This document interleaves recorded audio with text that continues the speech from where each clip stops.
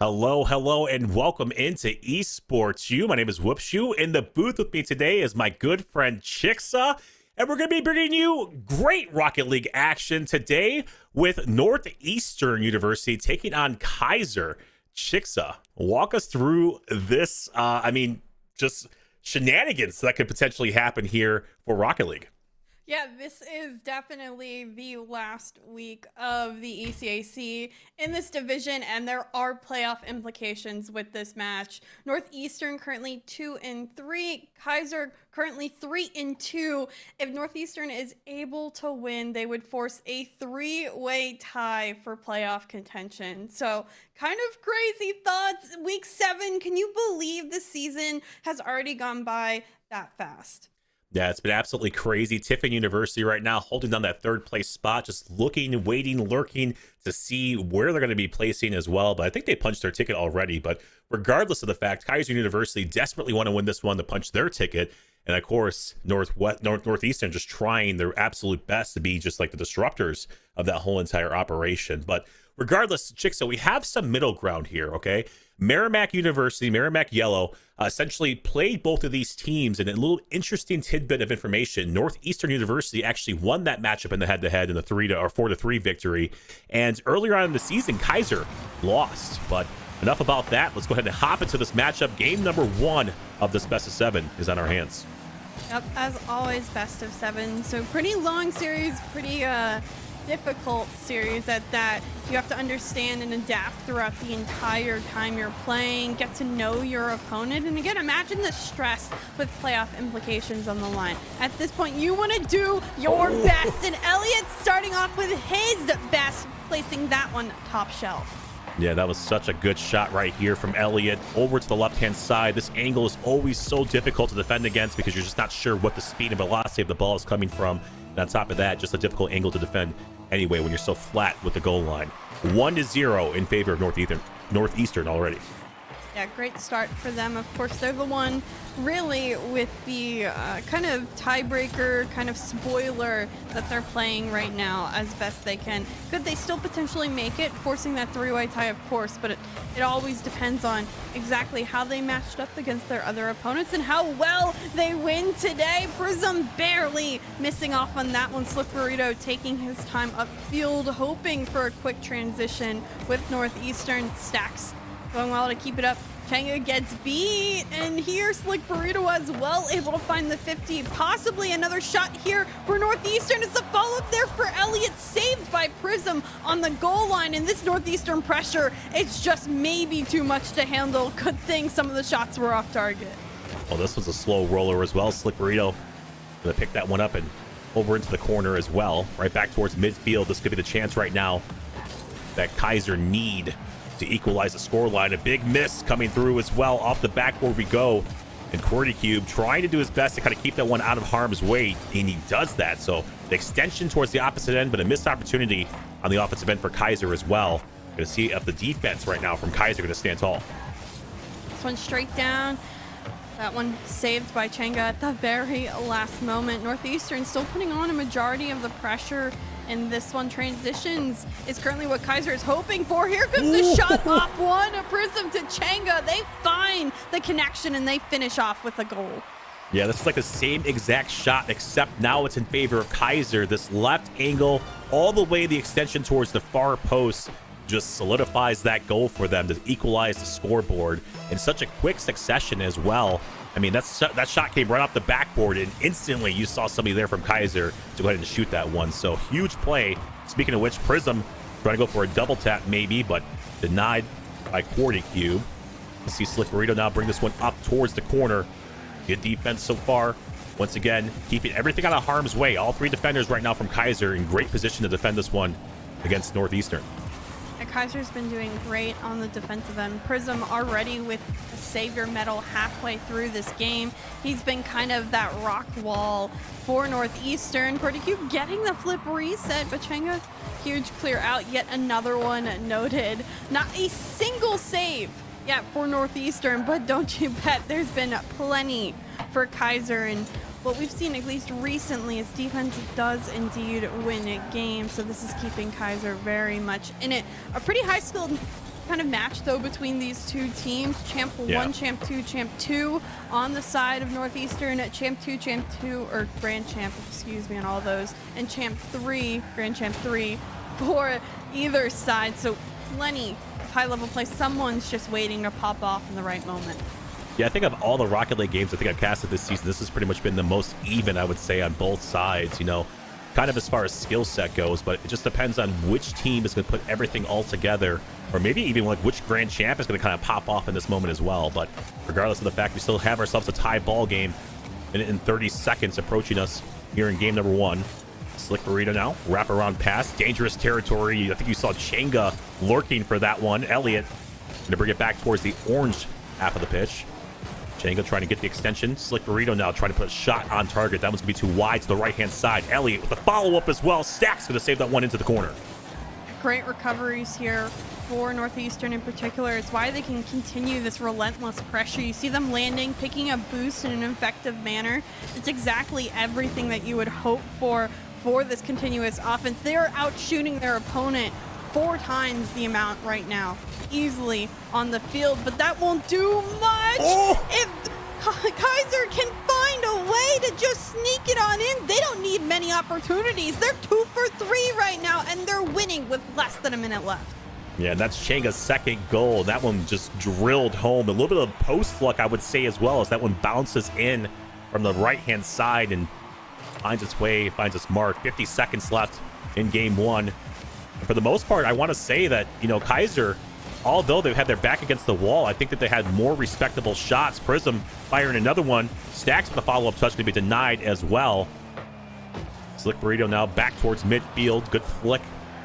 Put this pressure on. Get credited with a shot as well. Prism, easy save. 30 seconds to go. And Chick says, I still think this is anyone's ball game. Oh, absolutely. 0-second heroics, especially at this level, very apparent.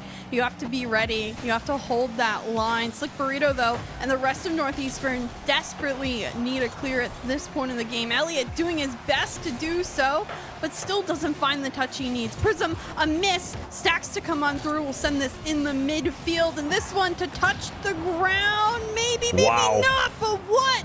Double demo, huge to end the game for Kaiser. They win 2-1 with much less shot count than their opponent.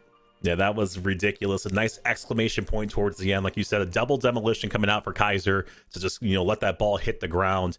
And on top of all that, hang on to that lead. They did such a good job towards the tail end of that first game to essentially establish so much pressure that they started feeling from Northeastern the whole entire time, and just start pushing them back to their side to make them start respecting some of their shots and forcing them to play defense. Didn't really have a chance to bring the ball towards the offensive end to even get the equalizer to force the overtime. So hats off to Kaiser in this game number 1 as they win it 2-1. I think major shout outs to Prism in particular. 4 of the 7 saves on that end of the field for Kaiser. So he held that line, especially when that Northeastern pressure was relentless. I think definitely going into next game, Kaiser shouldn't allow as many opportunities. You certainly don't want to rely on saving continuously, especially since Stacks just pulled out those demos at the end of the game. You know Northeastern's hungry to do the same with some good old aggressive Rocket League. Hey, sometimes if you can't beat him, you got to get him off of the pitch, and that's the best way to do it. You know, open up some chances for you on the offensive end. Let's go ahead and hop into game number 2. Fresh 5 minutes on the clock. Let's get this one underway. Very excited to see if Kaiser is able to remain dominant. A couple of flip resets, may I say, by Stack, showing he is just built different. What a start for Kaiser. Yeah, huge shot right here from Stacks, especially off the kickoff as well. I love it. This is one aspect of Rocket League I love talking about. It's the kickoff strategies. And sometimes things go your way, other times they don't. And that time right there for Kaiser, it definitely goes their way. So good start, picking up that momentum where they left off in game number 2. And Stacks fires another shot off the backboard, but it's not going to find its mark. Yeah, this Kaiser team so motivated, finding yet another shot here. Cube, a flip reset of his own, but can't fall on it, loses boost. Maybe some more maintained pressure for Northeastern, but a miss there by Slick Burrito will open up the field for Prism, who finds a great 50. Last back on rotation, Cube gets to it. It falls here, and Stacks to clear off to his own corner for a offensive reset. A lot going on in this game, but certainly you could tell both teams are amped up at this point in the series. On top of that, Northeastern, a little bit of anger in their gameplay as well. They need to translate that into some goals, though. It's been a few minutes since they scored their last goal. I think the opening segment of game number 1 essentially is when they scored their last one, but regardless of the fact, they were knocking on the door. A couple of shots coming through on the opposite end right now for Kaiser.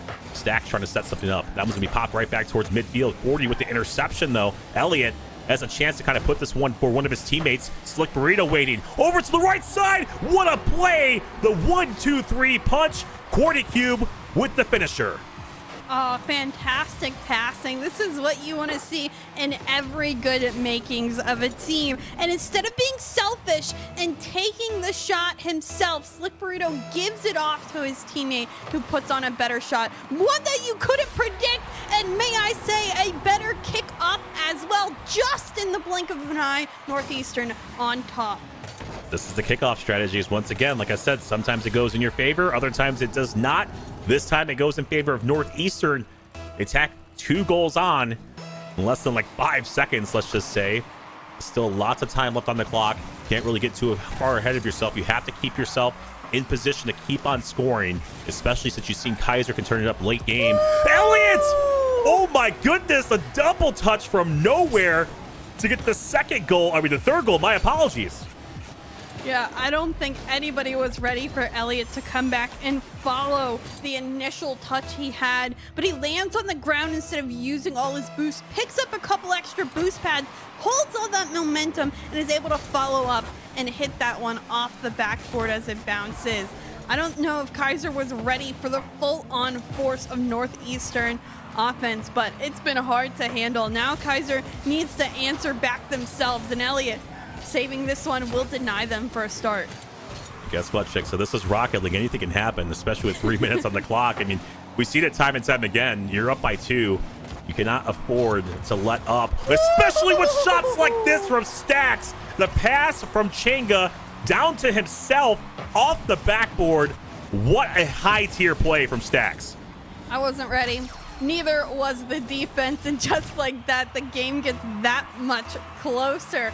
Great quality, in particular for the shots that we have seen this game. It's either really difficult angles or touches or mechanics or passes that have been the key points to this game. Prism going for that flip reset there, almost gets past the defense just on his own, but it's been impressive to continue to watch these teams develop game after game. This shot on target saved at the last second by Elliott, who has been Northeastern's star defender in this game in particular. All eyes are on Stacks. He may have been quiet last game, but this game he scored both the goals for Kaiser, and I think he's searching for another. Yeah, this is what we were afraid of, essentially, is this one person popping off and just, having that high-tier gameplay that they have, the mentality, the gameplay, and the sense to just kind of pull it all off.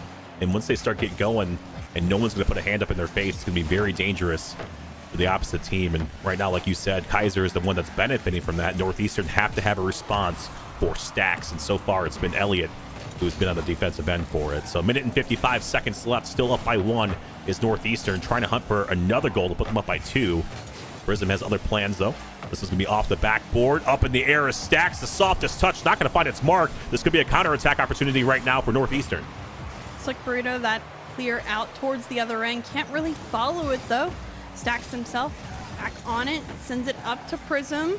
Prism still chasing it, has enough power off his car. Stacks following it down, again putting it on target, but it's too soft to go on in. Elliott one-on-one. Changa, a great challenge to allow that one towards the sidewall. This one straight down, up by Slick Burrito, and here comes the angled shot by Curdy Cube, but Prism somehow finds that save some way. Kaiser denying on the goal line, but at this point they don't need to be denying defense, they need offense because they're still down by 1 with a minute left. Yeah, I mean, think back to a couple of those shots right there from Stacks, and you had the net dead to right. Speaking of which, Prism with a great demolition on the back end, an extension towards the opposite end of the field, and that could indeed be the dagger from Elliott as well. who spawns in. Stacks just passing that one lazily over to the right-hand side and leaving this one to chance. And Elliott striking when the iron's hot. Transition game quite quick for Northeastern. They're able to get that backboard touch into a shot immediately. Now giving themselves more of a comfort goal. Can Stacks answer though? Right off kickoff, almost drops down on it. Slick Burrito, wow. A touch of his own for the clear. Prism brings it back. Prism the follow-up, but that one isn't on target. Cordy Cube some space himself. He'll be demoed for his efforts. Stacks in the corner. This one will get past Slick Burrito. Doesn't have much boost in the tank though, and Changa doing his best to get this one in midfield. Prism looking to contest Cordy Cube, and I don't think there's enough time. Stacks needs a shot. Wait, it's open. There's still a chance. 11 seconds left and a 1-goal difference. Yeah, this is just an overcommit right here on the defensive end for Northeastern. You see Slick Burrito first with the initial challenge, then Elliott for the challenge as well. Onto Stacks and just leaves a net wide open. I'm not too sure where Cordy Cube went, but nonetheless, 10 seconds left. Elliott has a chance to maybe score here. Unless this was going to fall to the wayside, you're going to see Kaiser try to keep this one up in the air. Cordy Cube, smart play, just takes it over to the wall and lets it hit the ground. Northeastern tie up the score line, and quickly how things turn from a best of 7 down to a best of 5, Jigsaw. Yep, just like that. I mean, back and forth has been so apparent between these two, and this time Kaiser out shooting their opponent. Northeastern 10 to the likes of 7 and losing, even though they had more shots, just as Northeastern did in the previous games. Defense is really propelling both of these teams forward. If you're able to deny those shots, whether it's because of the dynamic or the quality of the shot or just whatever way possible, that's been the difference between these two teams and who ends up winning by just a single goal. Yeah, on top of that, we were talking about the demolition strategy as well. You see Kaiser that actually had more demos going into this matchup. But I just think that a lot of the shots, think back to those 2 shots in particular from Stacks. He had a chance to score that, and it just kind of hit it too soft. So it's just unfortunately that those ones just kind of fell to the wayside, and Kaiser didn't really get an opportunity to, kind of tie up the scoreline, and we see overtime. But we're going to head into game number 3 now. A couple of shots already ringing right here for Kaiser, forcing Northeastern onto the defensive end. Cordy Cube, though, with a good clear over towards midfield, and Slick Burrito with a good 50-50 as well. Prism up in the air. Nice air dribble, good control. Good challenge as well from Northeastern. Shot being fired away. Changa and Stacks both committing. That could be an open net, but nobody there to pretty much put that one back for Northeastern. Yeah, I think the nerves are certainly hitting. You could tell the double commit's very more apparent for Kaiser. They weren't ready to lose that last game, and they're not ready for this Northeastern pressure again. Backboard, it's a misread. Elliott comes on through, but it's blocked away towards the corner. Prism going up for a challenge, is able to with the remaining boost. Like Burrito, can he find the read? Changa towards the corner, and Stacks low on boost, able to win both 50s to clear this away and allow his team time to get on it, but it's still dangerous. Slick Burrito drops it down, and Elliott just too far away to find the shot. Now, right now, what I'm noticing is that Stacks is, pretty much 1v3 and trying to open up some opportunities for his team and being the disruptor. Speaking of which, look at this play right here from Stacks and Prism. As you watch it back, he goes for a bump onto some people. Then on top of that, he threatens a bump onto the last person back, which is Slick Burrito. That just opens up the backboard for a nice soft touch for Prism to put Kaiser up 1-0. Kaiser, a good start. I think one that they had to dig themselves out of with the pressure that Northeastern was bringing. See if Stacks can pull on a little bit of magic. Able to flip reset towards the backboard. Prism, dare I say, another double tap read, but Stacks is just so conveniently there. He finds the finish. Well, he's there because look at him get the bump on the Cordy Cube on the back end, bumping that third man once again, and it kind of works in his favor to put him in the best position possible to put that shot back for Kaiser. So 2-0, about 3:30 left here in game 3. And quickly things are going in favor of Kaiser, but we really haven't seen the offense from Northeastern just yet, so it can kind of quickly turn towards the other way, but they have to somehow figure out a way to get this ball over towards the orange half of the field. Tonga, backboard here. He almost got a follow-up. He does. A couple of misses by Northeastern, and Prism able to hold on to that offensive pressure. This one sealing down. Stacks has some time, sets him up. Don't tell me he hits that angle. Yes, he does. Reads it off the backboard, back wall, and gives Kaiser now a 3-goal lead with over 3 minutes left in this one. Yeah, this is getting really dangerous. It was such a beautiful play. The setup was there as well, but what really opened up that back door was Kaiser, or the demolition, onto Northeastern. I couldn't catch who it was. Django with another demolition. And the air dribble bump gonna work in his favor. Prism tacking one more on, 4-0. Why did Director Cam have to do it to us? We couldn't see until the very last second, and there it zooms on in. Prism flip reset, uses the flip to get the bump. The ball still has the momentum to roll on in. This is really quite the statement match for Kaiser in this one. They were like, guns blazing, let's decide everything that we want to do, everything what we want to change, show off our mechanics, show off the play style, and they've made the changes. And like I said, we're still very early in this game, but I don't know if it'll matter. He has 4 goals to come back on. I mean, I guess we've seen some pretty crazy things before, but Kaiser seems so in control of this one. Yeah, I mean, at this point in time, it's 4-0. It's about halfway through in this game. I'm not trying to say like hang up or grab your coats and start heading for the doors at this point in time, but at the same time, you have to kind of start counting your losses and maybe start looking forward to the next game. Try to implement some strategy. Start talking about what you have to apply at this point in time, and especially with a shot like that from Prism almost finding its mark again. Going to be adding insult to injury at that point in time, but nonetheless, Stacks with a soft floater going to find the 5th goal here. Jigsaw, do you think that Northeastern just let maybe Kaiser run out of steam here, or do you just keep fighting to the end and maybe try to not get skunked out here? You have to still fight. You need to get your 1 goal, something to propel you forward in this series, to get that momentum, to get some confidence back. Because at this point, I mean, they're smoking you. There's no other way to say it. They are being mechanically the stronger team, the aggressive team. They're doing exactly everything they need to. If tiebreaker was based on goals or shot count, whatever, at this point, they're trying to win it, and they're trying to show just how much of a better team they feel they are. So you need your statement. You have to fight. You shouldn't let them score anymore, because this is just going to make Kaiser feel more and more unstoppable, and they're going to continue the strategy into the next one. Minute and 24. Stacks still hunting for some bumps and demos, and still keeping the pressure on to the backs of Northeastern's defense. Prism, nobody home, no boost as well. The 1-touch over Slick Burrito is going to go ahead and get the 6th one. Now we're getting in dangerous territory as well. Maybe start packing your bags and calling your travel agent at this point in time, Jigsaw, because I mean, it could happen. Maybe. That'd be a pretty cool vacation. It's kind of, cold in some parts of the Northeast right now, so maybe they need it. Who knows? But all I know is there's somehow still a minute of time left in this one, and it doesn't look like Kaiser has any intent on stopping. Changa back up to Prism. Prism to shoot. It's bar and down, and Stacks still following. This one to clear. Changa up to Prism. No way he touches that. That would have been absolutely wild. But I mean, it looks like a freestyle lobby for the likes of Kaiser right now, and that's a dangerous territory to be in.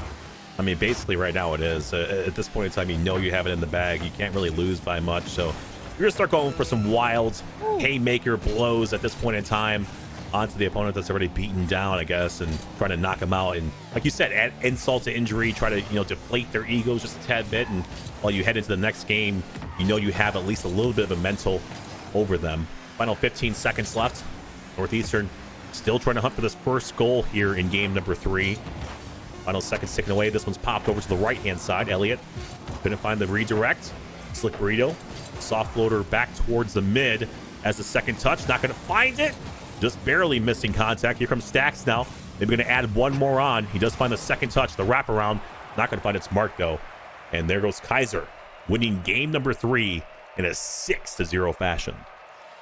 That's a demanding lead. That's a demanding game. I mean, the shot count is 12-2. I think that's about as much as we say for it. Hat trick for Prism and Stacks both. but it's a fantastic game. You can't ask for more coming out of Kaiser.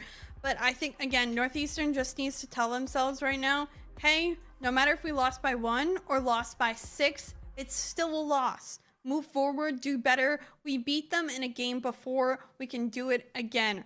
Rinse, kind of repeat. Let's do better this next one. Yeah, I mean, it's just so shocking to kind of see that scoreline as well because of how well Northeastern was playing, against Kaiser in game 2 and in game 1, I would say even as well. So, I mean, to kind of see that one kind of get away from them is definitely uncharacteristic. Let's hopefully see them bounce back in this next match right here, game 4. And I like it because, you're quickly right into the next game. You have to kind of put those feelings to the side and move on, progress past it, but you can't take so much time to stew on it because things like this kind of happen. What a save from Elliott. Stacks trying to catch the defense off guard. Did not catch him though. That shot needs to be better by Prism though. You can't crossbar it and hope it goes on in. He had every time of day to line that shot up. But maybe a little bit of overconfidence we mentioned. Double commit here. Cordy Cube to put it on target. Stacks out into the corner.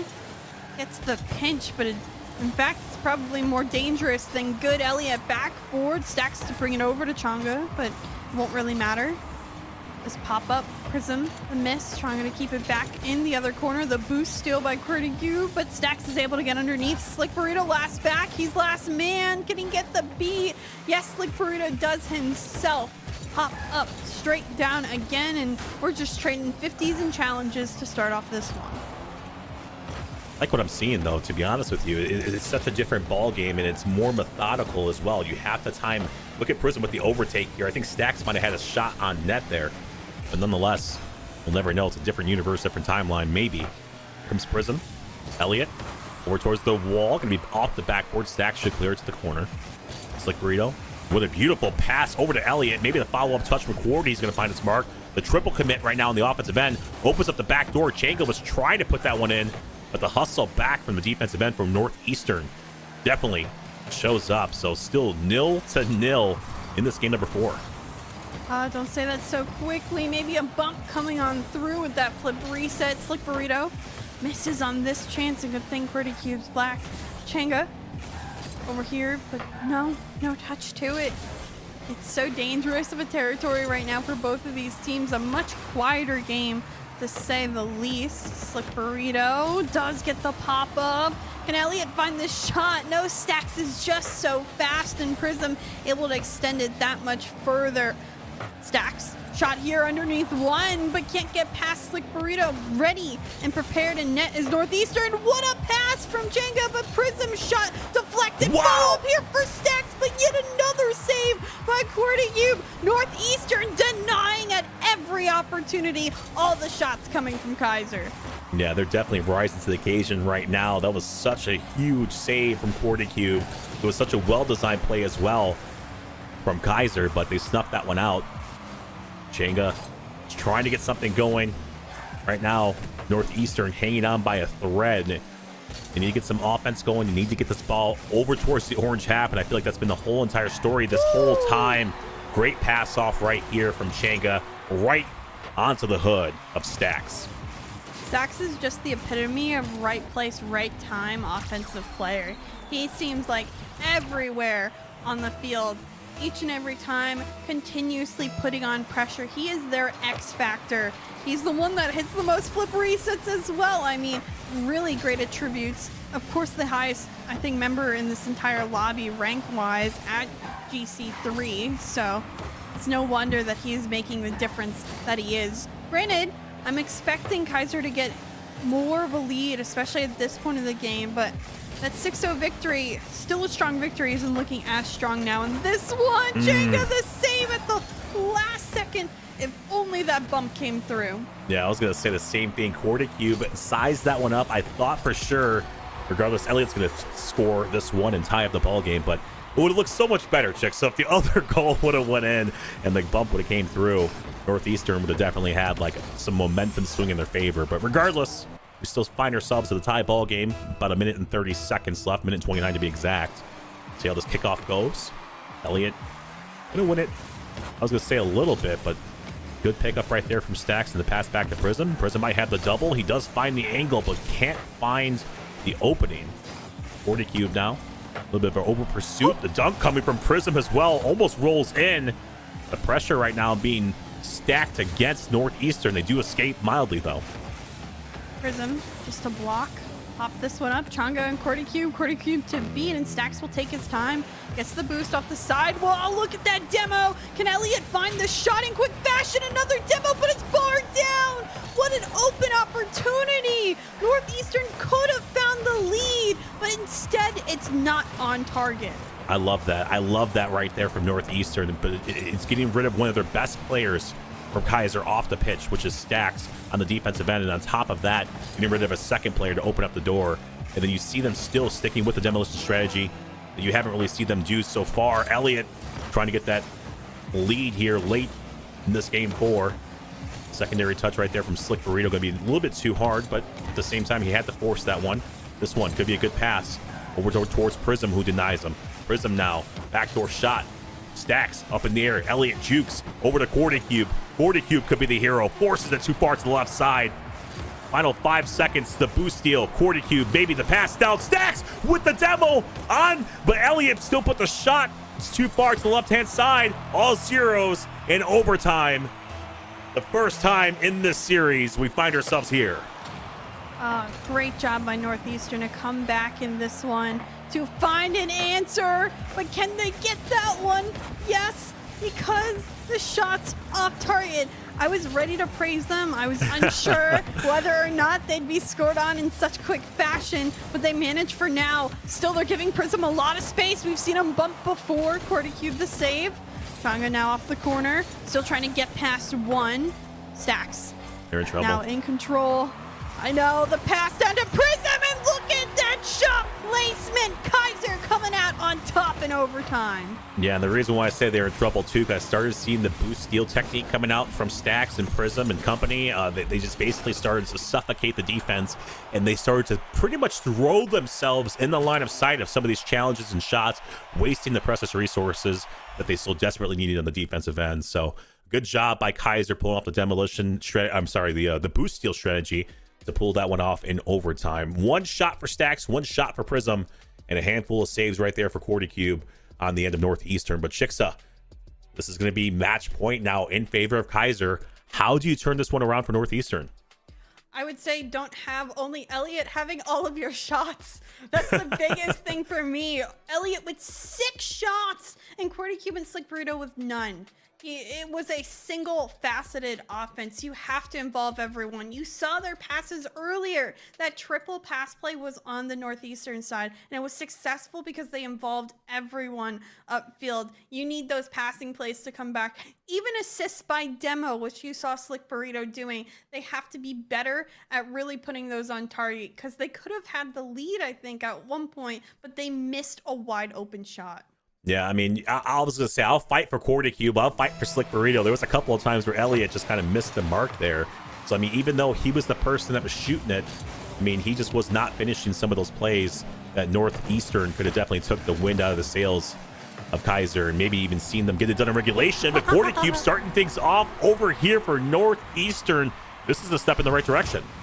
Yeah, I told you, someone else kind of needs to step up, get involved. In this case, it's Cordy Cube putting on something that's more difficult to save. That's way up the regular that we have seen. Get creative with it. It certainly worked out. Northeastern on top early, but certainly it's a difficult ask for them. They have to win 3 in a row at this point. And at least starting up gives them the momentum to do just that. The speed there, Prism looking for a demo, but that shot is way off the mark. Yeah, I mean, I think they can do it, though. I think Northeastern have it in their gas tanks, essentially, to kind of pull off this, quote-unquote reverse sweep, or at least, keep themselves alive. But they have to play almost pixel-perfect Rocket League, in my personal opinion. And that's taking advantage of all the opportunities. And on top of that, pairing it with some good demolition strategies. You see Slick Burrito picking up one demo to kind of add a little bit of disruption and confusion to the defensive end when they spawn in. 40 cube off the backboard. Good read from Stacks to kind of get that one up. Slick Burrito, though, has a chance at this one. Good job by Prism to kind of put the pressure on early. This could be trouble right here for Northeastern if they don't get this one back over, and Elliott does. Stacks in a dangerous position. He needs to challenge that ball. Why he stays at the backboard, I do not know. He has a teammate rotating behind him. He needs to effectively communicate. You have to fight that ball at that sort. He gives Elliott way too much space, and Elliott does his job and puts on a good shot. Yeah, either that or go up a little bit more higher on the backboard so you can read the angle just a tad bit more, but you know, it happens so in such quick succession. Oh my goodness. I can't even talk right now. Quick succession. Elliott right back towards midfield. I was going to say there was almost a goal off the kickoff once again for Northeastern, but the opportunity is squandered by the defense of Kaiser. The follow-up touch. Elliott was trying to be there. I believe that was a demolition from Stacks. And you're starting to see, you know, them trying to take away that scoring opportunity, that person who was there for Northeastern early on. And Stacks and Prism, they're going to have their way with these guys, especially if they're standing too still or even slow. Yeah, Changa a little bit early on that one. Could have been more patient. Now up on this one, can't find that angle. Does get the flip reset. I don't think Prism will be able to hit the angle. I just honestly think at this point, Kaiser is making it harder on themselves. They're rushing to get plays through when they could be more patient. Line up your car, line up the play, line up a good shot. Allow yourself the second at times if you don't see immediate pressure. So a little bit more vision. I think they shouldn't be as panicked. They're not used to being in the situation they are now when they're down by 2, and Sakurito barely saving that one. He might need another save. Cube doing the job instead this time. Stacks doesn't have that shot, and that should be a huge clear for the likes of Northeastern, and they do indeed get it. I mean, on top of that, Chicks, I really feel like, you know, Kaiser, I'm not necessarily saying they're taking a game off, but they know they have at least a couple of games that they can kind of give up. So 2-0, still 2 minutes left. You still have this ball game and a couple more. You know, maybe they're taking a little bit lax out here in this one. Maybe make Northeastern kind of play to their max potential. But at the same time, you kind of want to get this one done. You know what I mean? You want to put the exclamation point in. And speaking of which, look at Stacks. A little bit of exclamation point. Cuts that deficit down to 1. Stacks is certainly the person to keep your eyes on. A double commit again on the side of Northeastern. Double commits have been killing both of these teams. You need to communicate. Someone goes, someone stays. It's pretty easy in terms of rotation there. They just need to talk to one another. I think I could communicate with you on the field as well. One stays, listen, I'm one goes. gonna hire Chicks as a coach at this point. And say, Chicks, what do I need to do out here? One person goes, one person stays. It's that simple. I'm doing it now. I am coaching a team. I actually think they're either in this division or a slightly one lower. But my team plays right after this. I'm very stoked to see them play their final round of ECAC as well. But it's coaching, kind of casting, wild. playing, Chicks just does it all out here. I love it. I'm trying. Absolutely. Minute and 10 seconds here in game number 5. Northeastern trying to fight to stay alive. A good shot from Slick Burrito as well. Kind of puts them up by 2. Good cross. I like this. I gotta call it out. I called it that everyone needed to be involved offensively for Northeastern. Everyone has a goal. Each person has a single goal. That's their key to success. They have to involve everyone. They did it. They're winning in decent fashion at this point with just over a minute and a 2-goal lead. I'm feeling pretty confident they'll be able to hold on, especially with challenges just like that. Northeastern are burning clock time. Pretty cute. The drop down. This one won't be taken. And Prism now upfield. Back 4, looking for potentially a bump, but no shot will come out of it. This is your time to be risky. This is your time to really get going and play. But it seems like Kaiser's playing too safe, and they're losing with 30 seconds left. I mean, like I said, maybe they have it in their mentality that they, you know, they're up by a couple of games and they have a couple to kind of give up. But going down early in those games just kind of put that pressure onto them, and it was like, hey, we'll look forward to the next one. You know, we'll kind of get these ones back. Good shot right there from Cube. Not going to find his way in, though. Slick Burrito going to be beating up this back wall. Cube once again over into the corner. Chenga, good job with the pressure, but still, nonetheless, comes up with it. There's going to be a 0-second goal. Not going to happen. Northeastern staying alive. And I want to remind everybody, playoff implications. This game does matter. Kaiser trying to punch their ticket into the playoffs. Northeastern trying to be that team that kind of, like, you know, disrupts the hopes and dreams of Kaiser here getting that 4th place spot. So this game does matter. Match point in favor of Kaiser.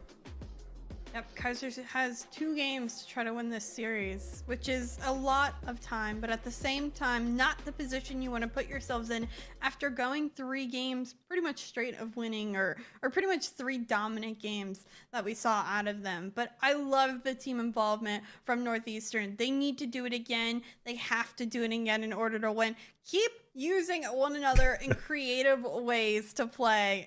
It's fantastic to watch as well, seeing them connect with one another on the field. Yeah, I agree with you. When they do that, they're definitely hard to beat. But like I said, they have to be finishing some of those drives, some of those plays. They have to push those and make those shots, pretty much fall in their favor. Essentially, you cannot afford to miss, especially against a team that has such good offense like Kaiser. You've seen Prism and Stacks. They can do it on the opposite end as well. They can easily be activated on the offensive end for them.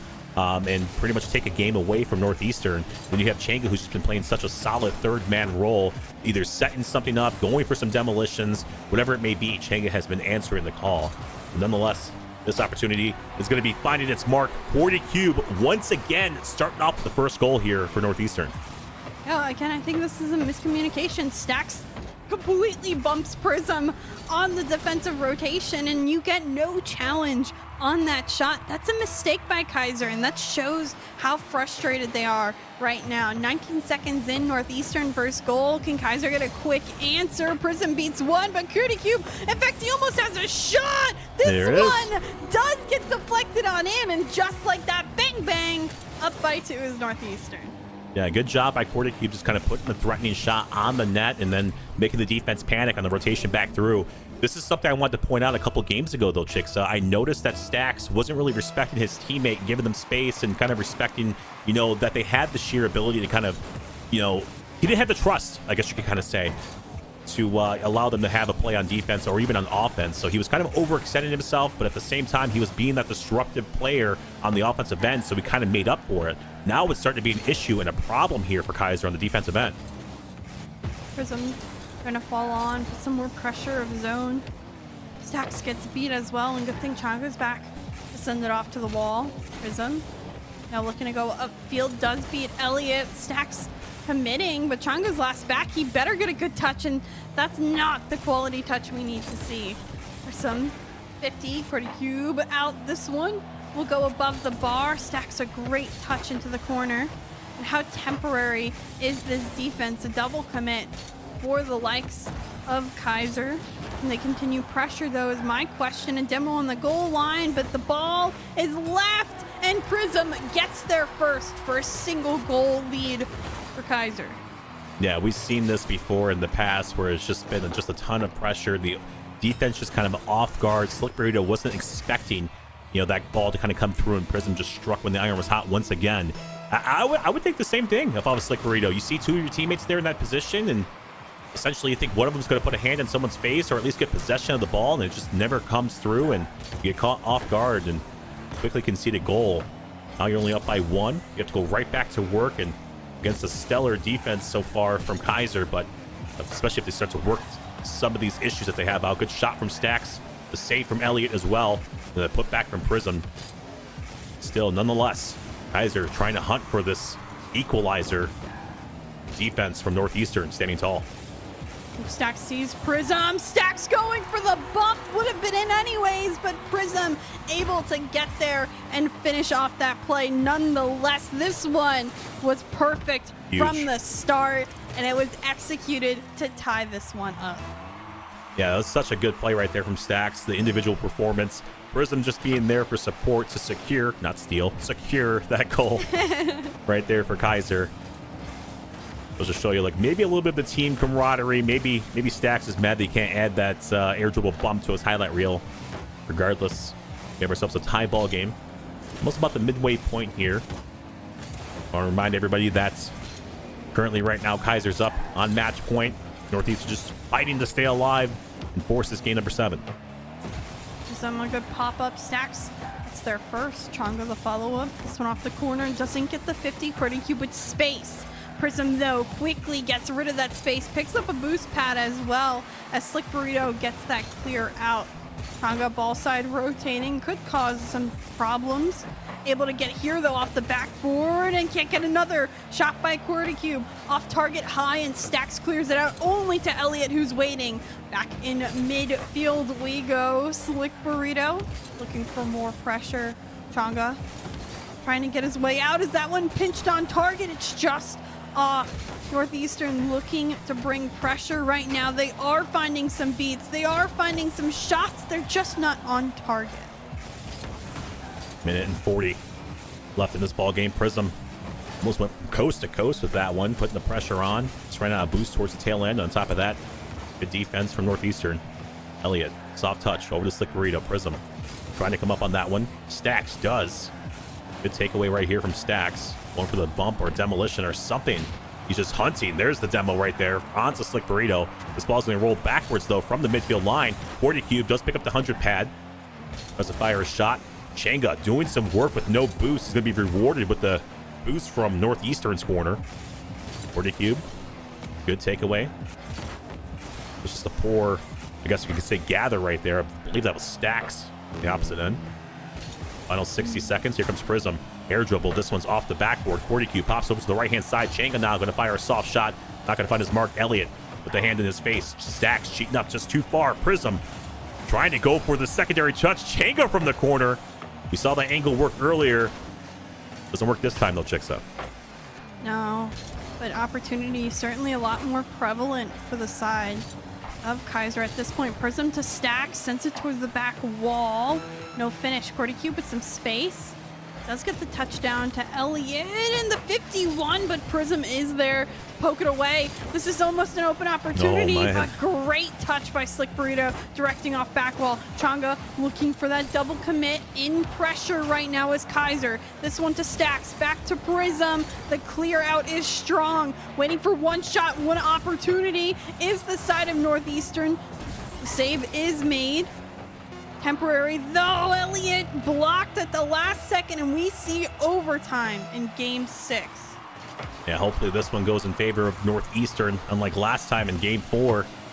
Went in favor of Kaiser. Starting this one off strong. I like the fake. A little bit of a miscommunication right there on the Cube and Elliott. They do escape, though. Offensive chance right here for Cube. Maybe a double touch. Changa with a huge save. I believe that one would have found its way in. Here comes Prism now, maybe for a redirect. Slick Burrito off the backboard. Anybody's ball game. Changa, floater, Stacks a demolition on the Slick Burrito. Prism is going to force that one towards midfield. This one could be the chance that Northeastern wants. There's the shot. There's the demo. And there it is. Game number 7 is upon us. Oh, Stacks needs to be more patient. Why do they keep double committing with one another? Kaiser keeps getting so close to their teammates, and each and every time Northeastern takes full advantage of these mistakes. It's a very close game. It's a wonderfully played game by Northeastern and a mistake-filled game for Kaiser. Each time they got back in it, they always messed up something, and it kind of fell apart because of it. Yeah, we were talking about how even this matchup was going to be, Chicksa, heading into this game. And, you know, I guess the sands of time is really on our side with this one, because now we're heading to game number 7. And basically, I still think it's anybody's ball game. And I believe it's Kaiser's game to lose, essentially. Stacks is one of the best players out here in the lobby, but he has to have some sort of trust in his teammates in order for them to kind of, you know, flourish, I guess you could kind of say is the best word I'm looking for here. But Northeastern coming together so strong so far and piecing everything together to kind of push their way past this very, very good Kaiser team. So anybody's ball game, Chicksa. Yeah, it's certainly, I agree on the sentiment of Kaiser's game to lose. They are, quote unquote, on paper, the better team. And when they are clicking, they beat the likes of Northeastern 6-0. That is a perfect Kaiser game. But unfortunately, Kaiser is also not very consistent. I mean, it's probably why they find themselves 3-2 at this point in the season. They have to play a perfect 5-minute game of Rocket League in this one in order to beat Northeastern. No mistakes. No mistakes at this point. That's a very hard Easier said than done. Yes, absolutely. But they have to play remotely mistake free at this point in order to beat Northeastern, who is so good at penalizing those mistakes. Well, here we go. Game 7, Champions Field in our midst. Elliott's going to start things off with the pressure once again. And so far, the last 2 games, QuartyCube has found the opening goal for Northeastern to put him up early. Stacks going to test his luck. And he gets denied by Elliott on the flip side of things. QuartyCube now with a little bit of a breakaway. Good job by Stacks. Kind of just take that possession away, slow things down, let the defense kind of rotate back through. QuartyCube here, he does get the beat, but straight into Stacks' car. Granted, he gets beat by Elliott, who sends it perfectly to Slick Burrito. 1-on-1, Slick Burrito the beat, but Prism's there to at least send it away for now.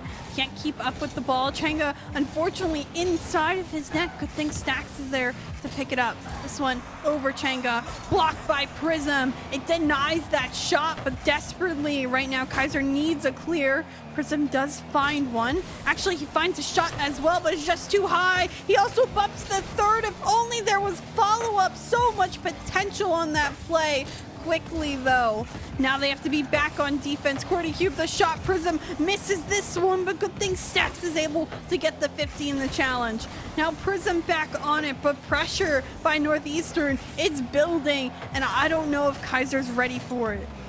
Yeah, I mean, so far, Northeastern has been threatening with a lot of pressure, a lot of shots as well, and Kaiser, I feel like they're just afraid to go for like anything and afraid to overcommit to like make a mistake. So that's why you see no follow-up touches from them, but we're going to see as time goes on. Changa trying to keep that pressure, trying to go for a demo on the goal line as well, and you saw Stacks was the closest person to that one. Here comes the crossing play. That's a double commit and a wide open net for Northeastern. Kaiser going to score the first goal here. Great job by Changa to come through, find the beat, find the shot. He was in fact the last back. If he did not commit to that play, the other team almost certainly had a clear and potentially a shot to boot with it. So great opportunity by Kaiser to get ahead. Can they get farther ahead? Prism hitting almost a nutty angle on that play. And it's not going on in, at least not just yet. And now Northeastern looking to put on some pressure of their own, but great challenges coming out of Kaiser. I think they're a little bit rejuvenated with that goal. 2 minutes and 45 seconds left here. Champions Field. Slick Burrito had a slight opening. Changa throws himself in front of that opportunity, though. And you get credited with a save. QuartyCube on the backside. Nice job sticking with the play, trying to pop that one in a relevant position for him and his teammates. Stacks. Advancement upfield. Slick Burrito caught. So see, he got caught going upfield just a little bit too much. He does get the beat, though, onto Stacks. Nice little pinch play down towards the bottom. You're going to see if somebody can get up. Stacks on the rotation back through, just throwing himself. Once again, you're still starting to see Stacks not really trusting, I think, the rotation back through, or maybe just trying to catch this offense here of Northeastern off guard. Good thing Changa making some big plays, whether shooting or contesting at this point in the game. Now in control, almost finds a shot. I mean, he is credited with one, but an easily saved by Slick Burrito. Stacks now working the corner.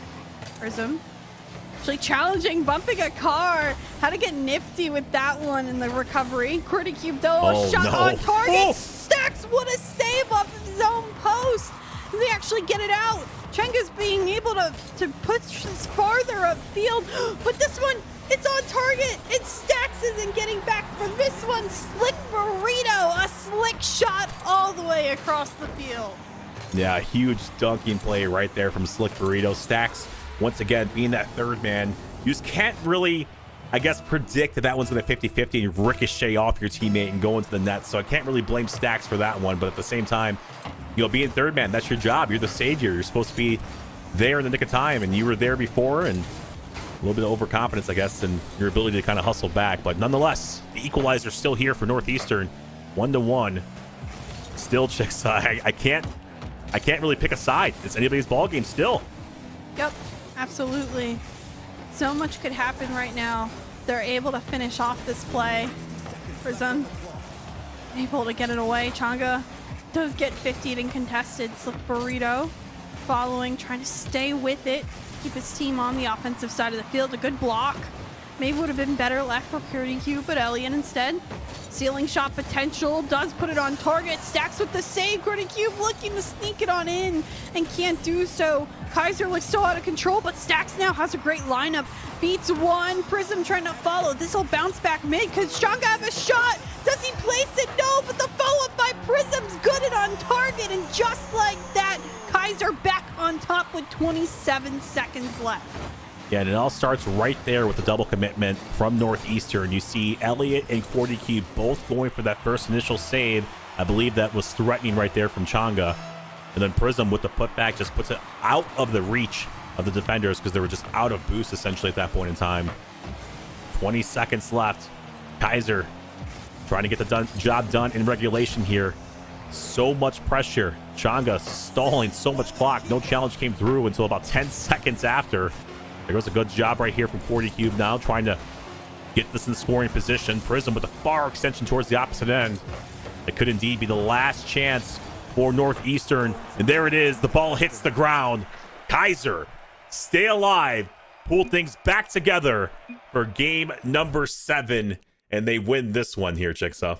Yeah, really great effort by Kaiser. They kind of pulled themselves together and all the pieces at the very end of that series and barely were able to edge it out. So congratulations to them. I'm pretty certain this secures them for playoffs, and unfortunately Northeastern doesn't cause that three-way tiebreaker to give them the potential to move on forward. So congratulations to Kaiser. Again, barely moving on forward, but I'm sure they're very happy they were able to win that series. Yeah, I believe you're right about that one, Chicks. I think it's going to be Florida Atlantic University, Fisher, and then, of course, you have Tiffin University, and then Kaiser wrapping up the tail end for the top 4 here for Rocket League. So it's going to be an interesting playoff situation, interesting playoff scenarios as well. But, man, that was such a good game, a good series as well. Northeastern put up such a fight. And like I said before, they were such a good team, and they came together at the right moments. But, I mean, so far, Kaiser just, so strong on the offensive end. They started to actually trust and believe in one another as well and pulled it together towards the tail end of things. So, yeah, that's a great job by Kaiser is all I can really say. Yep. Congratulations again. And that kind of wraps up the end Indeed. of Rocket League before playoffs, but it doesn't wrap up some other games that we have today on Esports U. Of course, huge shout outs to my co-caster, Whoops You. Had a fantastic time with you today. So don't forget to follow him, follow me, and all the things that we do Rocket League related. But next up, in literally just a minute, we're going to a quick break. We have ECAC Overwatch, a Week 6 University of Delaware versus Florida International. So go and catch FBI Tugboat as well as Couscous. Do that right now. So we'll see you guys hopefully around soon.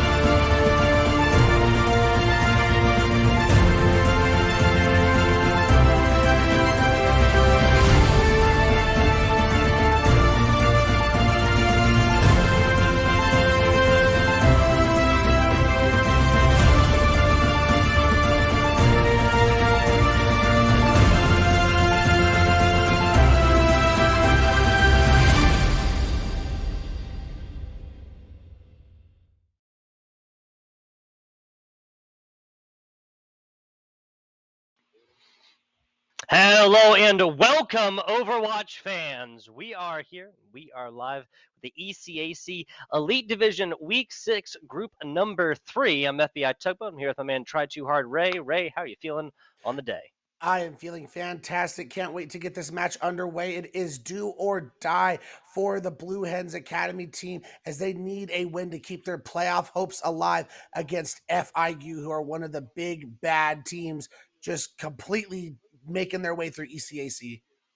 That's an entirely fair statement. This is FIU has not dropped a map quite yet. I'll run through them and look at some of the teams they have found themselves able to put down. Week number 1, that was Sage Overwatch Sage Esports 3-0. Week 2, a weight game as well. That was Robert Woods University's Hawks Blue Squad. Same different team, same situation. Ray 3-0 right there. Followed it up with little CSI Dolphins action. Same thing, different chapter of the same book. 3-0 right there. They got a bye week number 4, and that was a W against University of Albany. This says win for them, loss for them. That leads me to believe this was a forfeit, which that means, of course, is every time they have taken to the virtual pitch of Rocket League, they have come out with nothing but map wins, not a single map loss on the season so far. It's absolutely insane. And to beat the CSI Dolphins 3-0 is, I mean, they're the other big team in this bracket. And to take them out 3-0, that speaks volumes. So the Blue Hens have a lot to deal with coming into this matchup, trying to keep their hopes alive. Yeah, Illinois Wesleyan just taking a little bit more at the Elite Group 3 here. Illinois Wesleyan sitting on top with the FIU Panthers, both 4-0. They will, of course, have this week and next week for some makeups and whatnot. It's spring break. College trying to go forth and figure this out. This will be a best of 5 on the day.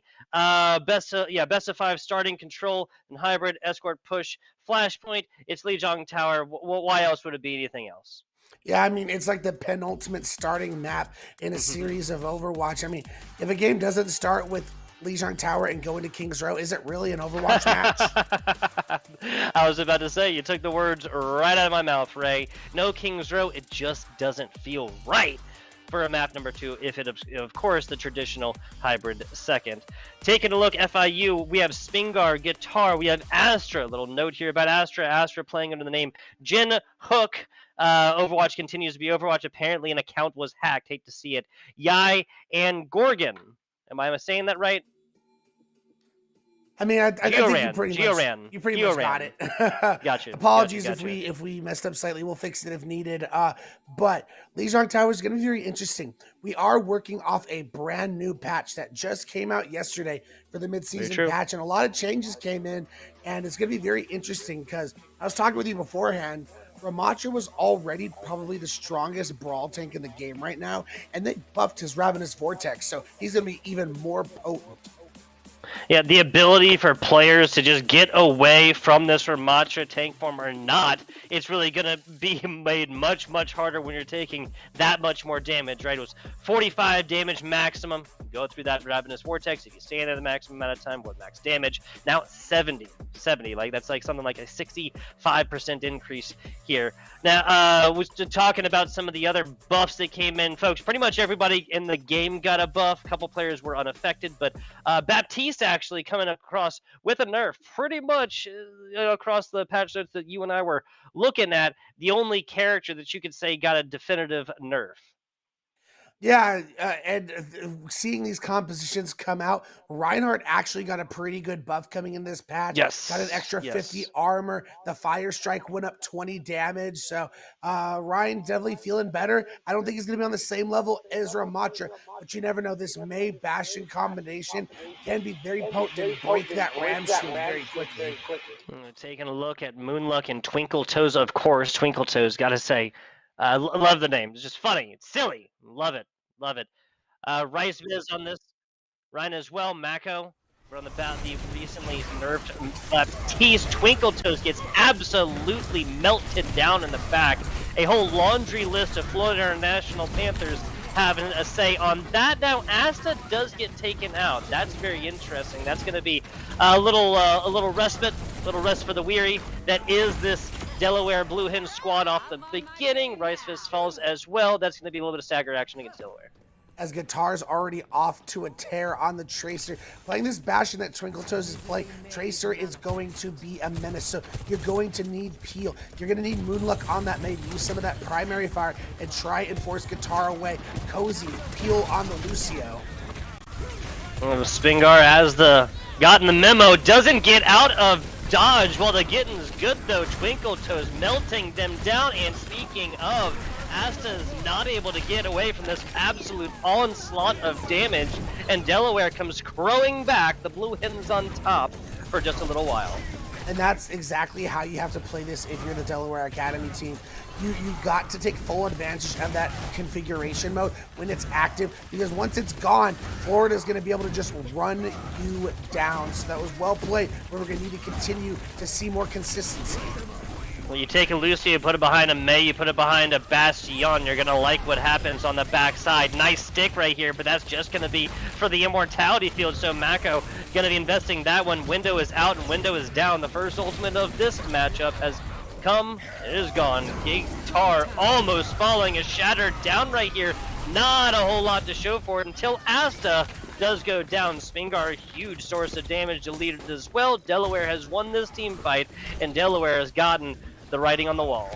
Yeah, so that's going to be, Asta is going to struggle against this Bastion, against this May. The thing Asta is relying on is for Spincar, Guitar, to get behind these enemy lines and make some plays. In the last couple fights, it just hasn't happened yet. Spingar Guitar sounds like a fantastic brand. One I would buy, maybe give Fender a run for their money. Immortality Field invested really, really early. That's a long cooldown, folks. And Mako is probably going to want to have that one back. Now that Florida International just absolutely deletes the healing core first, and then the rest of these Blue Hens. The chicken gets plucked on that one as Delaware gives this one up at 68%. Yeah, the power of that coalescence, being able to keep Asta alive throughout the entirety of the fight, really comes through strong. You're gonna have to be very careful as the Blizzard's going to be coming into this fight. So if you're Joran, you have to be ready with this sound barrier to provide, to outlast a lot of these incoming ultimates from Delaware. This is Guitar not really getting a whole lot of influence. There's the Blizzard in the back, but that gets nothing more than a little bit of stagger. That's a big source of damage, but Mako keeping squad alive for a little bit. Now Cozy deleted, Mako gone, Moonluck, we'll see it back in spawn room. Twinkle Toes joins them, and Delaware has lost the team fight. And that was the thing about that pulse bomb. Yeah, I didn't get any kills, but it forced out the Immortality Field and did all the damage to allow Asta and company to go in there and clean up the kills. However, Delaware has a war chest of ultimates coming to this next fight, so this sound barrier and this overclock's kind of strong. Nicely done. This is just chasing them down right now. A nice shatter, but and a respective sound barrier on the other side is Georgian. Gives like pretty much no advantage to that. A lot of landing across the middle, and we got a pinstripe kill feed over here as Twinkle Toes just gets absolutely knocked down right there. After this Tracer just straight up cuts him in half. Guitar right there, singing a happy song. Rice Fizz once again taken out. Guitar is on an absolute run right now. Now a May in your face. Spingar opts not to. Little bit of attention right there is Florida International. Going to take this one down, a 100-68 comeback here after Delaware comes out a swinging. I do think that was a good showing from Delaware, all things considered. I think when they were re-engaging for that final fight, they left their Bastion behind to ult. I mean, in that situation, you had an overclock going off, which allowed Spincar to take full advantage of it. And it was Florida International's choices of who they went after. In that fight, they lost Asta, their tank, but in exchange, they got both of the supports from Delaware, and you're not going to be living in those fights long if both your supports are dead. As we now move to Gardens as the next map, this is where we've seen the possibility of dive coming out. We're not going to see that. Florida's going to continue to play this Ramatra, but the other rush composition that has proven to be a strong asset in this meta has been this Junker Queen, and that's what Delaware is looking to pull out here. Look, a little boop action. Gioran decides not to. That investment not worth the profit. Now, Rice is just trying to find a little bit of rest for the weary here, and honestly forcing Guitar out of position right here. Nicely done. Twinkle Toes taken out. The Tracer play here from Guitar has just been way more dominant so far, Ray. Twinkle Toes maybe not going to find the same advantage on Tracer they did on this map they did in the previous. Yeah, we're going to have to see, because they were on the Bastion on the previous map, so they haven't, formally had that great matchup against Qatar yet. So we'll give it a couple of fights, but Qatar has already made his stamp on this series so far. Is that Empowered Ravenous Vortex already showing how good it is? Seriously, Delaware, almost all of Delaware is very low right now. That's going to be enough as Asta gets in your face.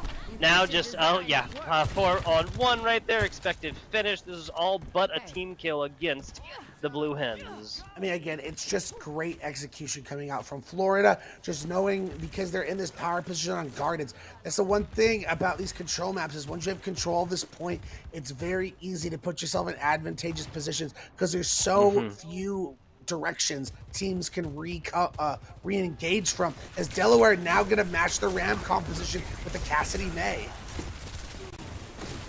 Taking a look at like a whole bunch of difference right here. Ray, take it away for a second. Yeah, I mean, it's the Coalescence now going to come out. Guy having to try and keep the team alive, as Asta's looking to go all the way in with Ravenous Vortex. This guy finds one. The ults are out for the side of Florida International, and it's just cleanup duty, 65 and counting. Yeah, dedicated the Ramatra ultimate, dedicated the Coalescence, dedicated one of the DPS ultimates, but still coming out back with still a Sound Bear and a Tracer bomb. I mean, Guitar has this Sticky Bomb, and this is basically a cooldown when it comes to Tracer. They'll have it back here soon, but offensive and defensive ultimate here.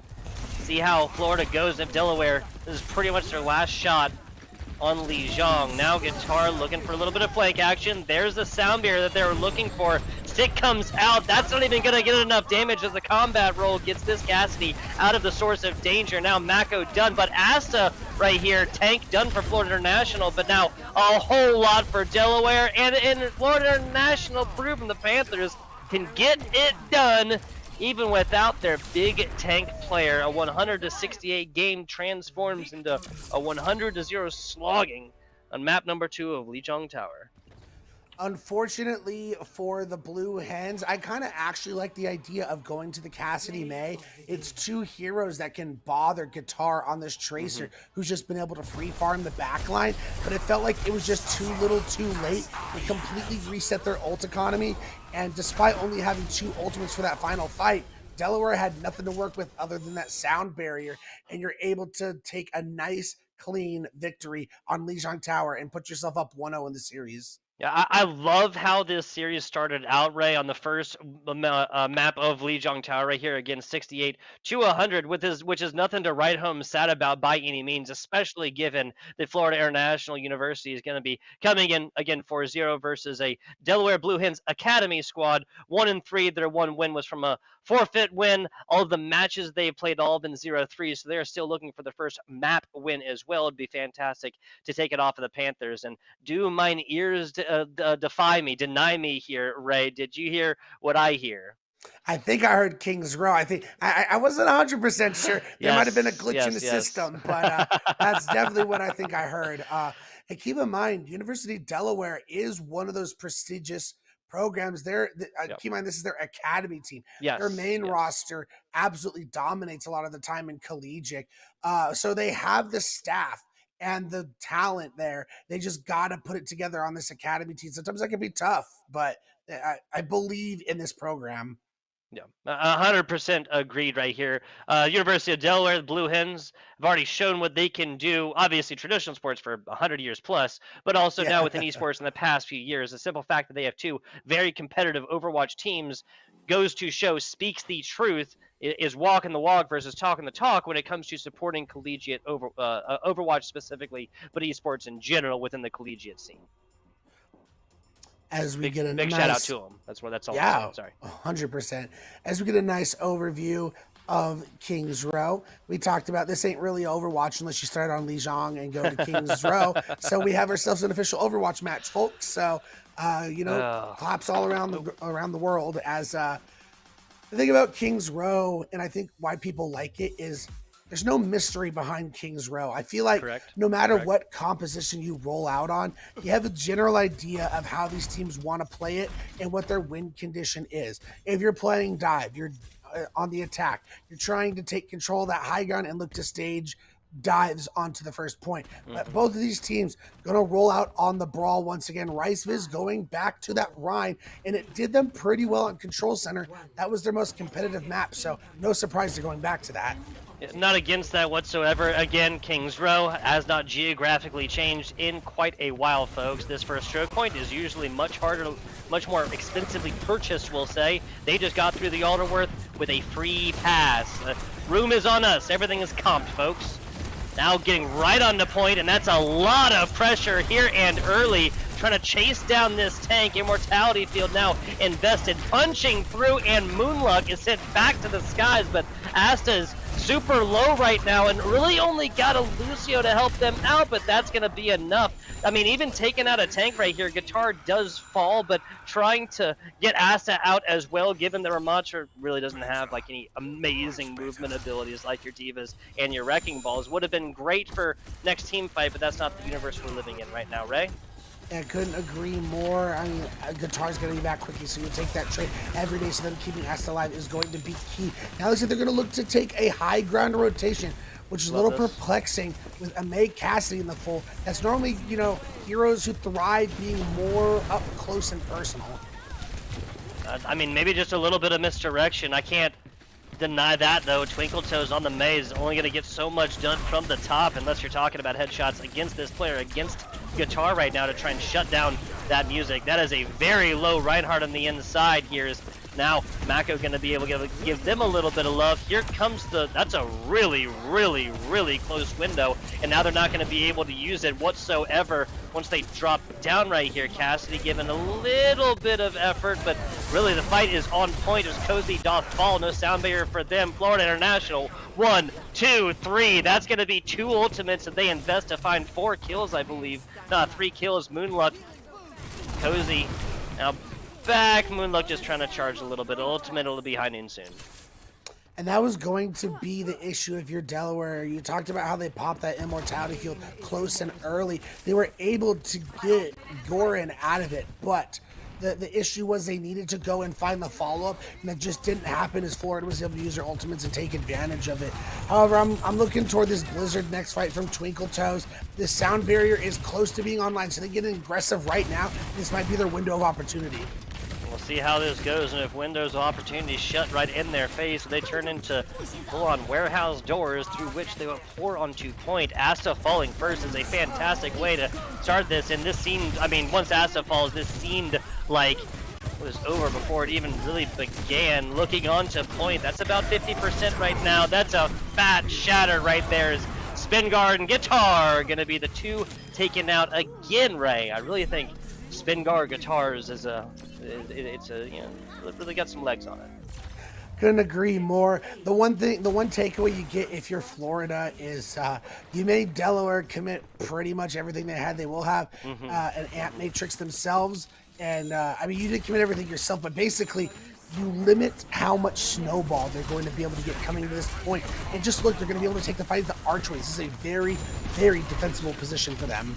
Yeah, I mean, this is the next real challenge here, is going under this overpass, and that's a huge charge, and Riceviz purchases a lot with just a little. Single charge later, and the entire tempo of this team fight shifts on its ear, Ray.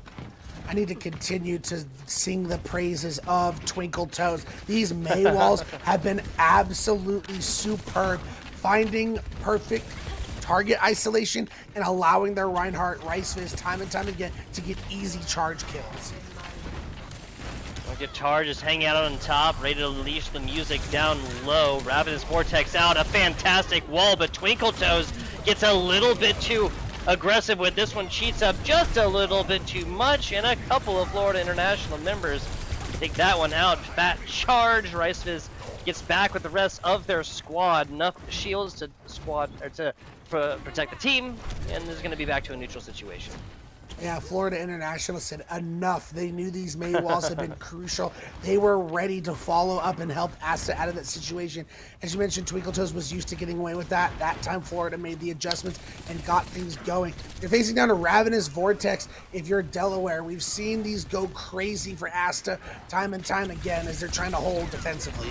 Well, Guitar just has the pick of their targets right there as everybody's bottled up. Asta, perfect time on the get out right there, but that's not gonna be enough when Twinkle Toes has you in their sights.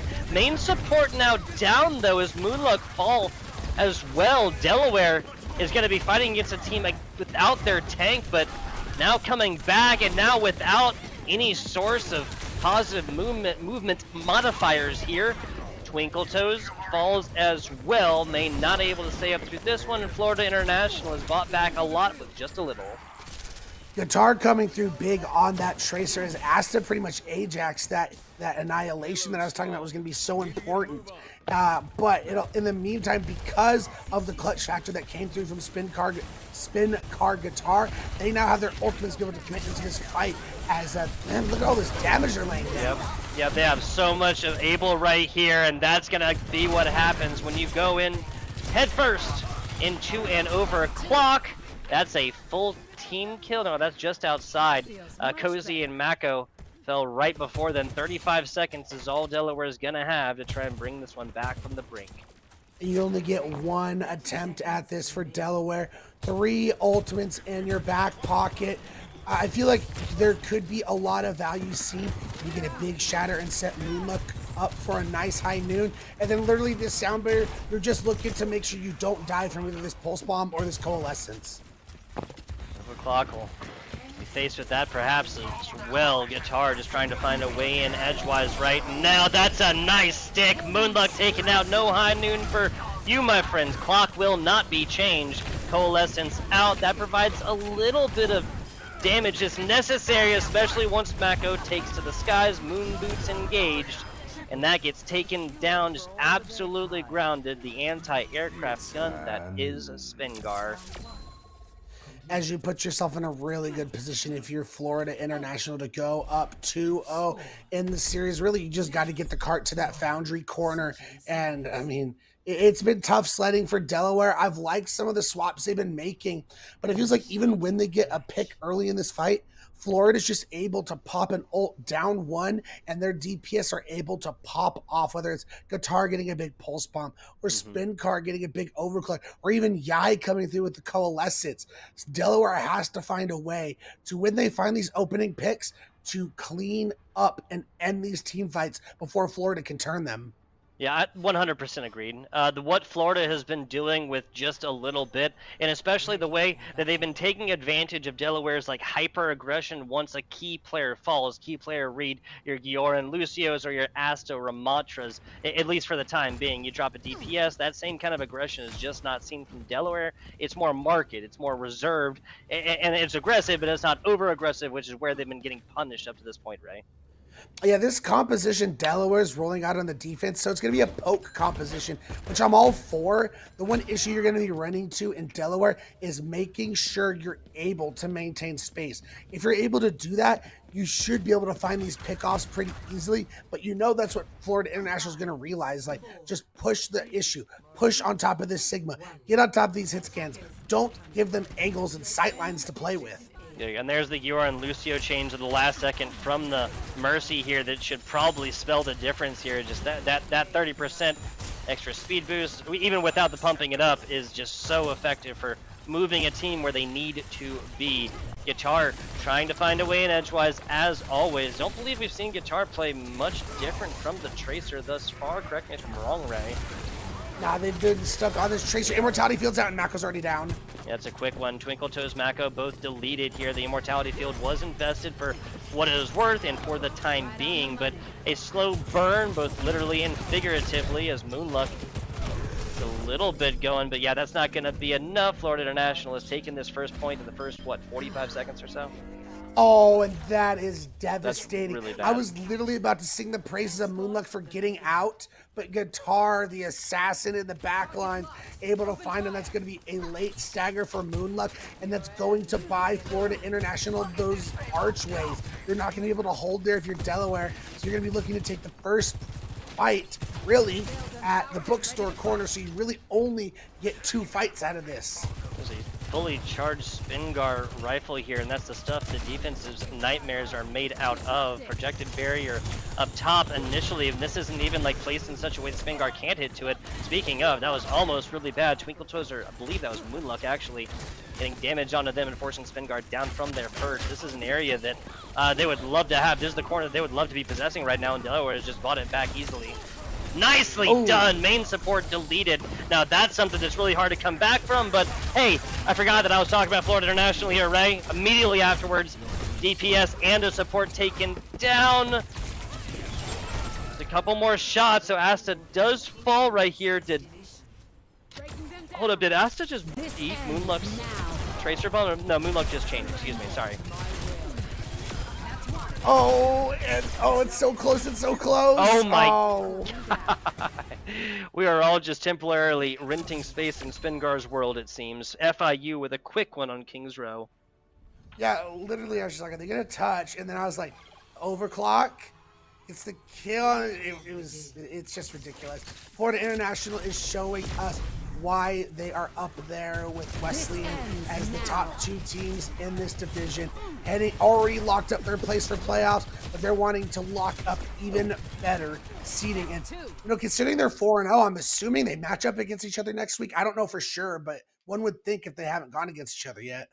Well, I mean, the way that seeding would go is that FIU and Illinois. Oh, you mean they haven't? Oh, them playing in the regular season. Excuse me. I'm sorry. I thought you were talking about postseason stuff. Yeah. I mean, logic would follow given that they have both completely, won all the way out, and this is of course round robin, 6 weeks, 7 teams. They each play each team one single time. That will be a barn burner of a match that will ultimately just decide seeding. Like both of those teams could lose today.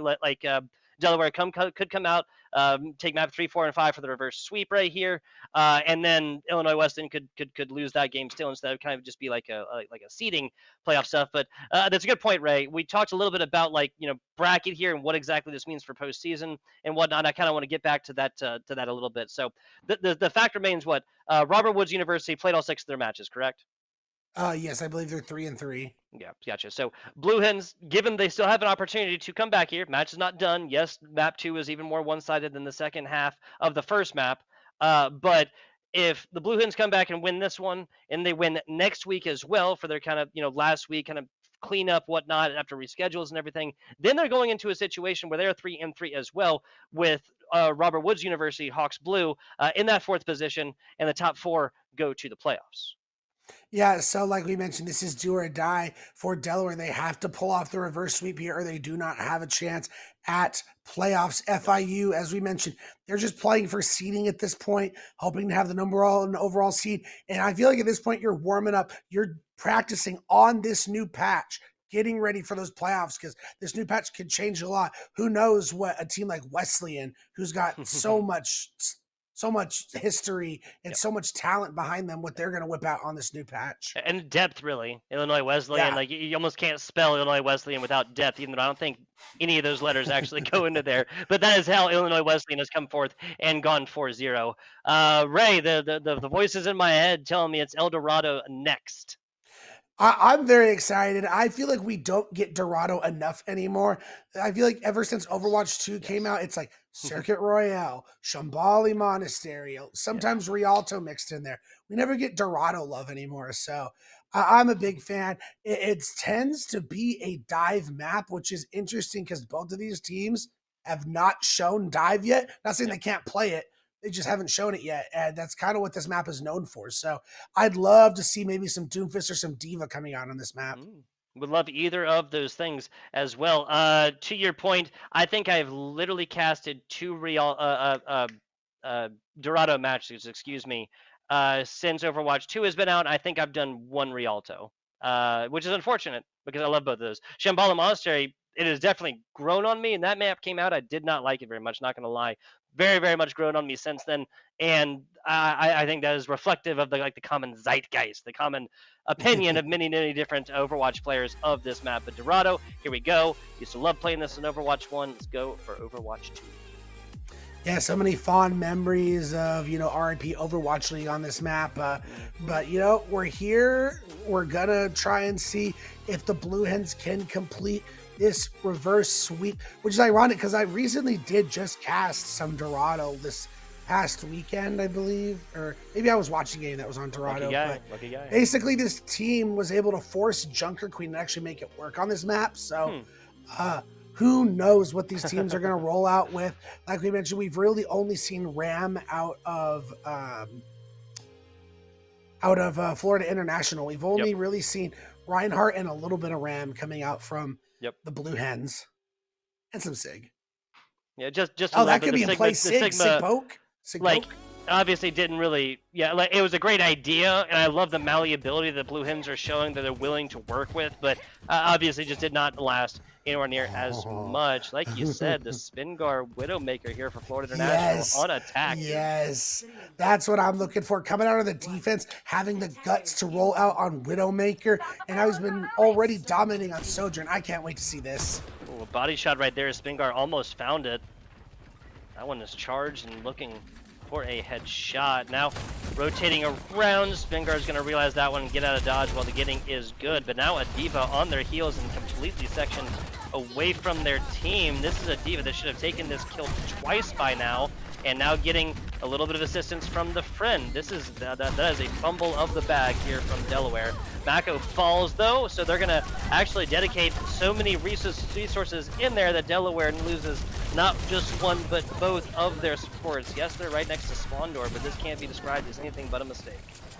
Yeah, I think, going for a behind, enemy lines flank like that is good, but if you're going to do that, you have to confirm both the kills, and they only got a trade, and it's not what you're looking for on an attack on Dorado like this, when as this card goes further and further, these defensive positions for Florida are just going to become stronger and stronger.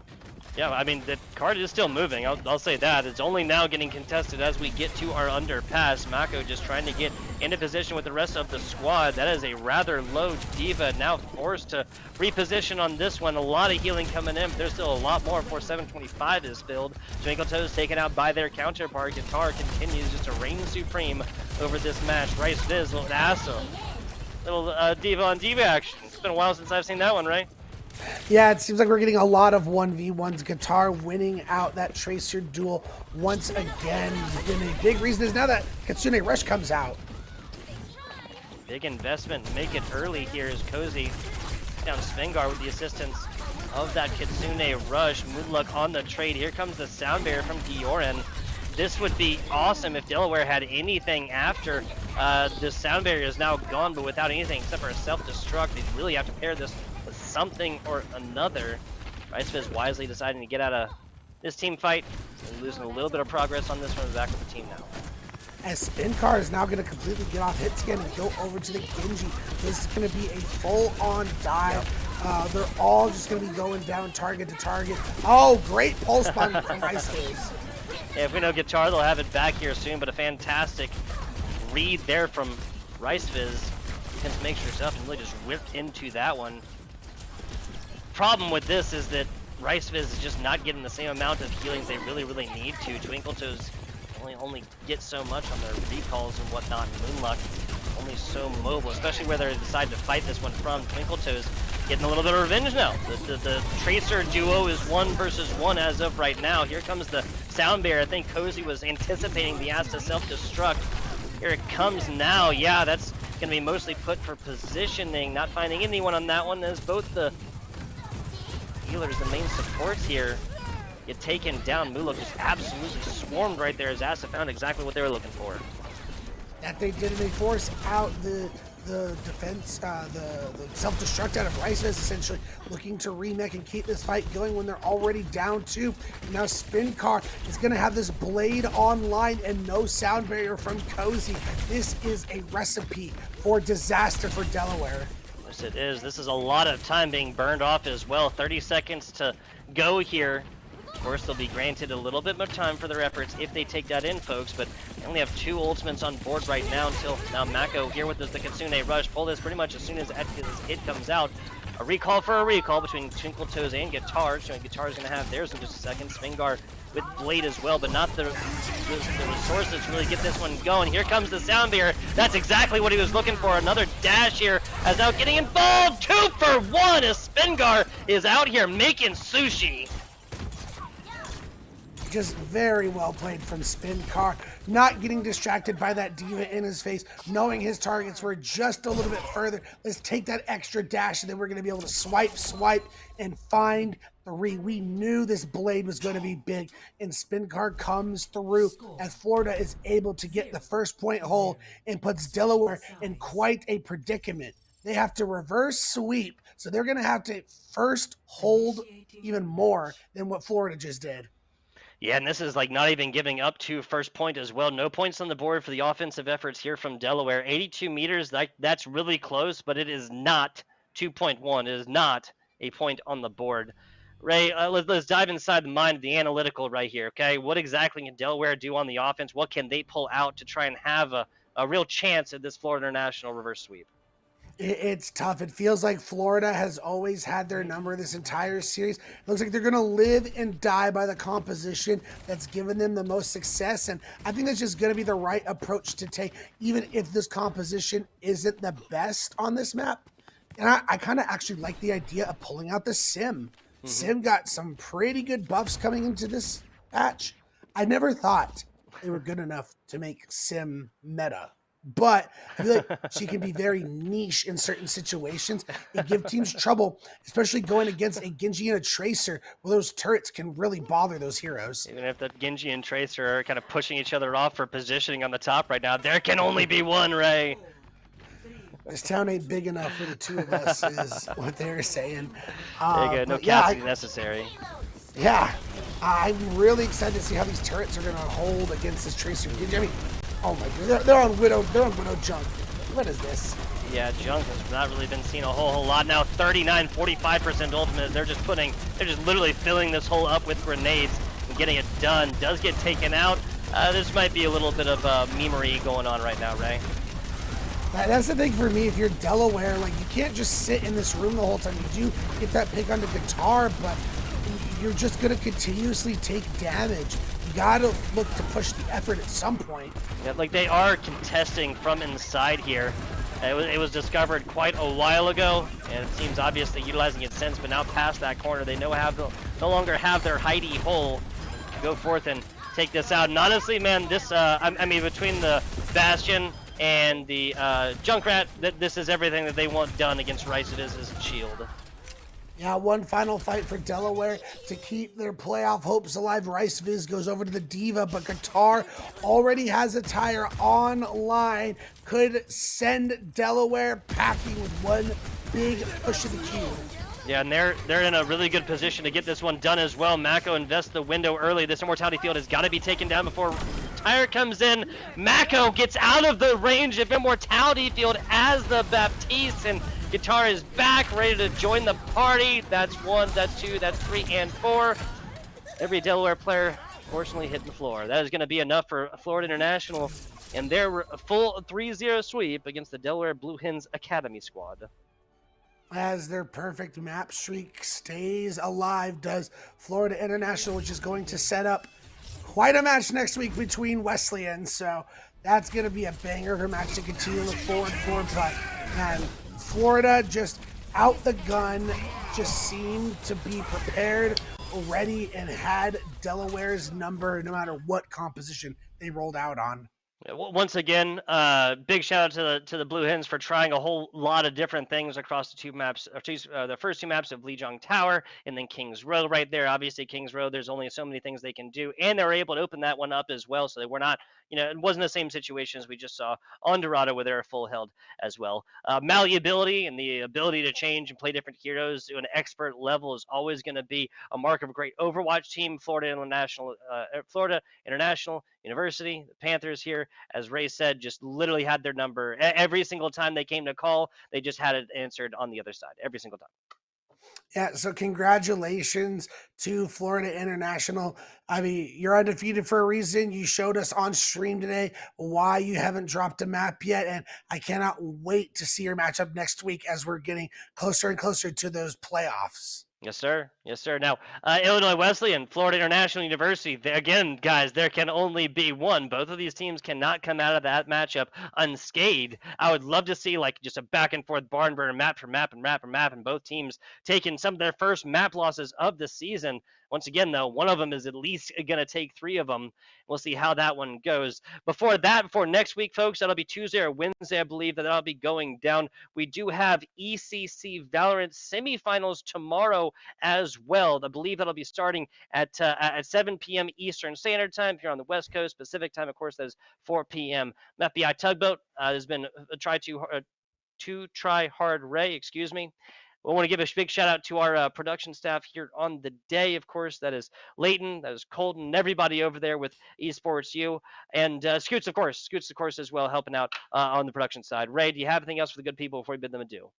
I just thank everyone for tuning in and watching. As we mentioned, some banger matches coming out, so make sure to tune in next week as we look to see the conclusion of the regular season as we enter playoffs. So until then, we'll see you next time.